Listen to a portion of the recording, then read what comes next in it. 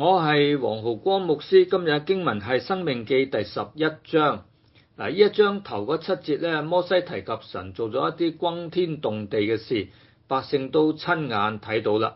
所以摩西要求佢哋咧遵守神嘅吩咐、律例、典章、誡命，係合情合理嘅。但係百姓嘅仔女咧喺曠野出生，冇見過十災，冇過呢個紅海，而曠野好多嘅經歷咧，由於年紀太細佢哋都可能唔記得咗噶啦。因此摩西強調父母係要教訓仔女，特別係神嘅律法。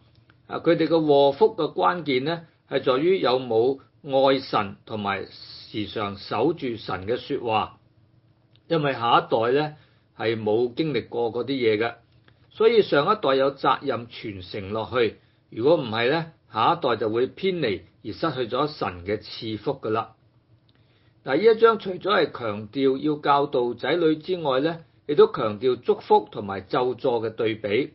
神係嗰個賜福呢，就喺天氣嗰度嘅。第14節話呢，係會按時降秋雨春雨，天氣正常會帶嚟農業好收成，咁百姓先至會食得飽足嘅，牲畜亦都有草食。但當人偏離正路去侍奉敬拜別神呢，就自招咒詛。第17節話呢，神會使到天閉塞不下雨，地也不出產，使你們在耶和華所賜給你們嘅美地上速速滅亡。以色列應許之地呢，就同埃及唔同嘅。埃及有條尼羅河，定期泛濫，水源充足，方便灌溉。但以色列地呢，冇一條似樣嘅河川，農業需要嘅水分呢，完全係靠天雨嘅。換句說話，完全係依靠神嘅，由佢決定落雨抑或唔落雨。所以是福是禍呢，就睇下以色列人順從神抑或悖逆神啦。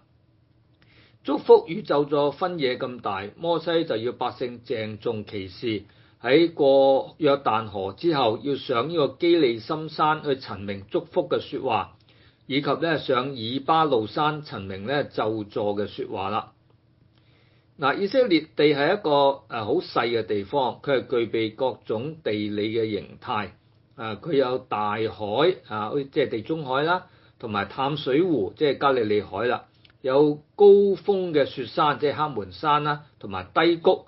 加利利海同埋死海都喺海平線以下嘅。又有樹林，好似迦密山上邊，同埋南地嘅沙漠。亦都有平原，好似沙倫同埋耶斯列平原，同埋丘陵，即係猶太嘅山地。以色列地好狹小但卻係咧第12節話係神眼目時常看顧嘅地方。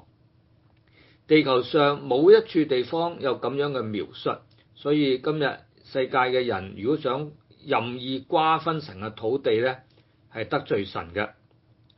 呢塊土地就係神賜俾以色列人嘅，但佢哋實際能夠統治幾多呢？係在乎佢哋能夠征服有幾多。第24節話呢，凡你們腳掌所踏之地都必歸你們，只要佢哋肯踏進去。第25節話呢，必無一人能在你面前站立得住。所以神嘅應許需要有人嘅配合，先至會使到應許實現嘅。神應許將得救人數天天加俾教會，但教會如果唔傳福音呢，呢個應許就無法實現㗎啦。神可以按時降下秋雨春雨，亦都可以使到天呢閉塞不下雨。佢係透過大自然嘅力量呢向人講說話嘅，所以人應當留心去聆聽。落雨就係福，但係唔落雨或者落得太多呢，就變咗係禍㗎啦。好，我哋祈禱。